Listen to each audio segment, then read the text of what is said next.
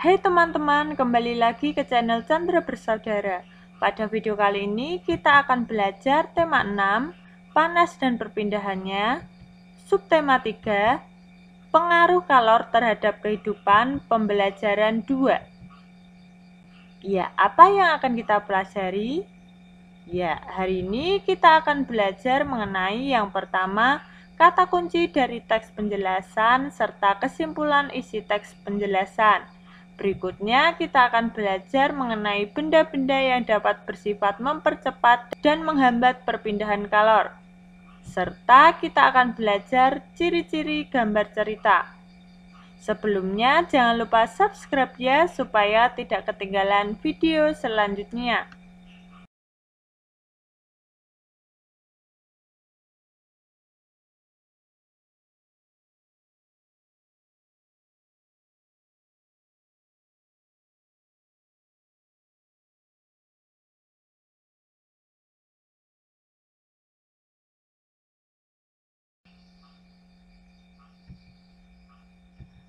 Suatu pagi, Lani bergegas memasuki ruang kelas dengan membawa sebuah kotak. Ia segera menemui Dayu yang saat itu sudah ada di kelas. "Dayu, coba lihat, saya bawa apa?" tanya Lani sambil menunjukkan sebuah kotak. "Ah, kamu akhirnya mendapatkan botol minum tahan panas yang selama ini kamu idamkan, Lani. Bolehkah saya melihatnya?" timpal Dayu ikut senang. "Tentu saja Dayu, saya senang sekali. Akhirnya saya dapat menyimpan teh panas atau air dingin dari rumah agar masih bisa menikmati di sekolah. Nanti kita berbagi ya Dayu," jawab Lani. "Sebenarnya saya lebih penasaran dengan cara kerja benda itu Dayu. Bahan apa saja yang digunakan benda itu untuk menjaga panas dari air teh panas tidak keluar sehingga tetap hangat. Dan kamu pun tetap dapat memegangnya tanpa kepanasan," jawab Dayu. "Di dalam kotak ini ada brosur yang menggambarkan bagian-bagian benda ini. Nanti kita lihat ya, tetapi saya bawa sebuah artikel yang kurasa cukup menarik untuk kita ketahui. Sejarah termos. Benda ini pun sebenarnya hampir sama dengan termos yang biasa kita pakai untuk menyimpan air panas. Maukah kamu membaca bersama saya?" tanya Lani. "Tentu saja," jawab Dayu bersemangat.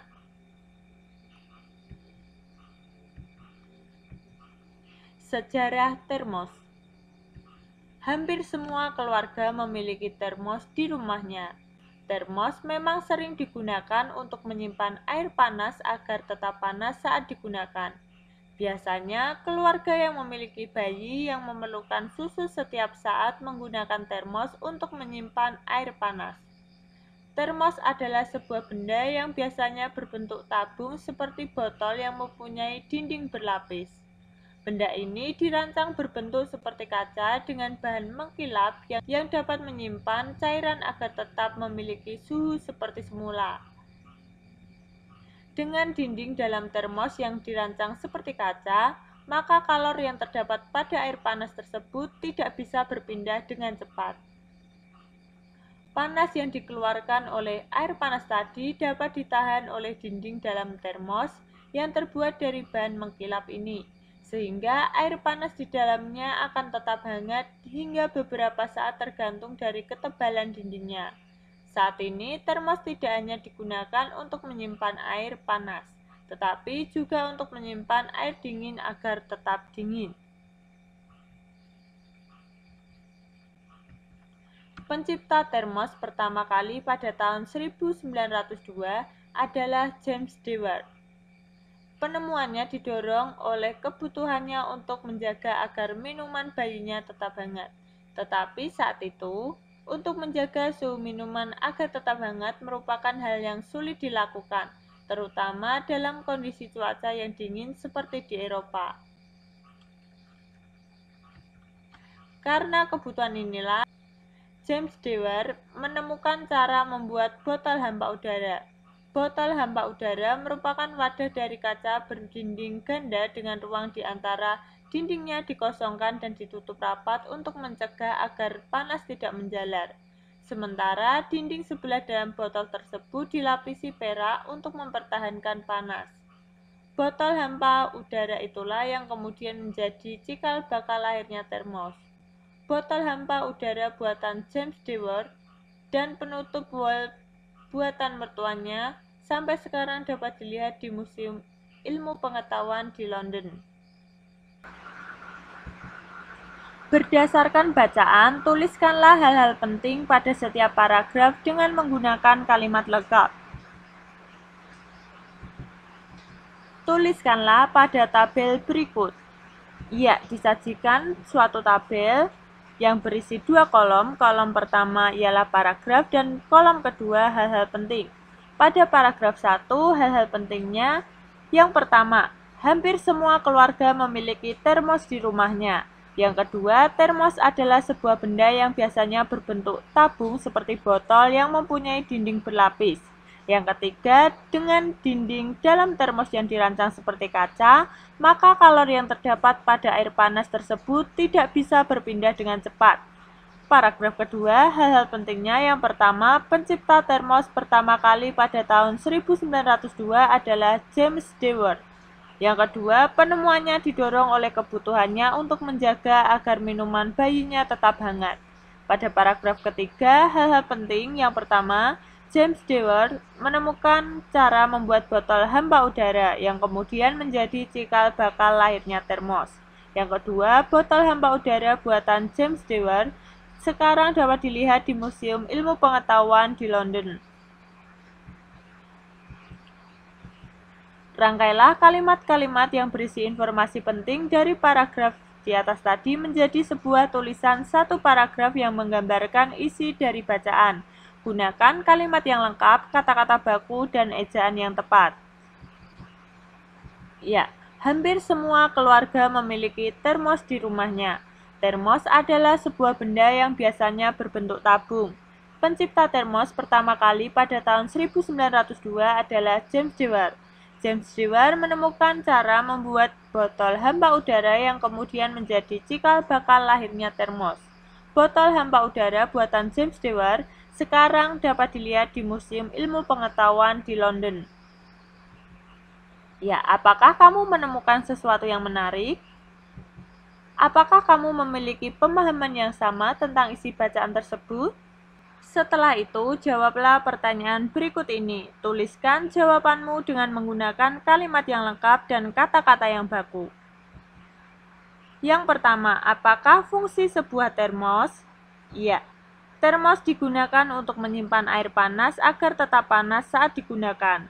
Yang kedua, apa saja bahan yang digunakan untuk membuat termos pada masa itu?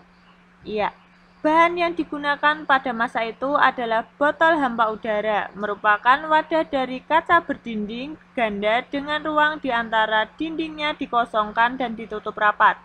Yang ketiga, gambarlah bagian-bagian termos sesuai bacaan. Ya, contoh gambarnya. Ya, disajikan dari atas kita lihat ada tutup sumbat termos, kemudian dinding dalam kaca, dinding luar kaca, air isinya, kemudian ruang hampa udara atau vakum, ada dinding pelindung kaca dan karet penahan kaca. Pertanyaan keempat, apa saja benda di sekitarmu yang menggunakan prinsip yang hampir sama dengan termos? Ya, contohnya selimut dan jaket. Selain termos, tentu kamu pernah melihat benda-benda di sekitarmu yang menggunakan bahan isolator dan konduktor dengan berbagai kegunaannya. Bacalah bacaan berikut yang disadur dari sebuah buku pelajaran elektronik ini dengan seksama. Penggunaan benda konduktor dan isolator. Kamu sudah tahu bahwa panas dapat berpindah dari satu tempat ke tempat lain melalui konduksi, konveksi, dan radiasi. Ingat kembali apa yang dimaksud dengan konduksi, konveksi, dan radiasi. Pikirkan bersama dalam kelompok kecil. Barang-barang dalam kehidupan sehari-hari banyak yang memanfaatkan sifat benda sebagai konduktor atau isolator. Benda apakah itu? Ya, selimut dan panci merupakan benda yang memanfaatkan sifat ini. Selimut memerangkap udara. Udara adalah isolator, sehingga tidak menghantarkan panas yang keluar dari tubuhmu. Dengan demikian, badanmu tetap terasa hangat. Terbuat dari apakah panci? Panci terbuat dari bahan logam, misalnya aluminium. Aluminium merupakan penghantar panas yang baik. Panci akan menghantarkan panas ke makanan yang dimasak. Pegangan panci terbuat dari plastik. Plastik merupakan isolator sehingga kamu tidak akan kepanasan ketika memegangnya. Mesin mobil dan motor terbuat dari bahan yang dapat menghantarkan panas. Mesin memerlukan panas untuk memperoleh kinerja mesin yang ideal. Karena itu, mesin dibuat dari bahan konduktor sebagai penghantar panas. Dari uraian di atas, kamu sudah tahu mana bahan yang bersifat konduktor dan isolator. Selain selimut dan panci, tentu kamu dengan mudah menjumpai penggunaan benda yang bersifat konduktor dan isolator dalam kehidupan sehari-hari. Berdasarkan bacaan, tuliskan hal-hal yang kamu pahami dari setiap paragraf pada bacaan dalam sebuah kalimat. Kalimat-kalimat tersebut akan mewakili isi dari bacaan yang kamu baca. Tuliskan pada tempat yang telah disediakan. Ya, sebagai contoh isi paragraf 1, panas dapat berpindah melalui konduksi, konveksi, dan radiasi. Isi paragraf 2, selimut dan panci memanfaatkan sifat konduktor dan isolator. Isi paragraf 3, panci terbuat dari bahan logam. Serta isi paragraf keempat, mesin mobil dan motor terbuat dari bahan yang dapat menghantarkan panas. Berdasarkan kalimat-kalimat yang mewakili isi bacaan yang telah kamu tulis, buatlah sebuah diagram yang akan menjelaskan pemahamanmu tentang bacaan di atas. Gunakan diagram berikut untuk membantumu. Tuliskanlah kalimat-kalimat yang menjadi pokok pikiran dari setiap paragraf dalam bacaan ke dalam setiap kotak yang tersedia. Satu kotak tentu mewakili satu paragraf. Berilah keterangan hal-hal penting lain dalam paragraf yang mendukung pokok pikiran tersebut. Lakukanlah bersama dengan teman sebangkumu. Buatlah diagrammu pada tempat yang disediakan di bawah. Ya, sebagai contoh penggunaan benda konduktor dan isolator. Panas dapat berpindah melalui konduksi, konveksi, dan radiasi. Beberapa barang memanfaatkan sifat benda sebagai konduktor atau isolator. Kemudian selimut dan panci memanfaatkan sifat konduktor dan isolator. Selimut memerangkap panas yang keluar dari tubuh sehingga badan terasa hangat. Panci terbuat dari bahan logam. Panci menghantarkan panas sampai ke makanan. Pegangan panci bersifat isolator sehingga kita tidak kepanasan ketika memegangnya. Selanjutnya, mesin mobil dan motor terbuat dari bahan yang dapat menghantarkan panas. Mesin memerlukan panas untuk memperoleh kinerja mesin yang ideal. Amatilah benda-benda yang ada di sekolah dan rumahmu. Gunakan tabel berikut untuk mengidentifikasi sifat hantaran benda tersebut dan kegunaannya. Lalu buatlah kesimpulannya. Ya, disajikan tabel yang berisi 3 kolom.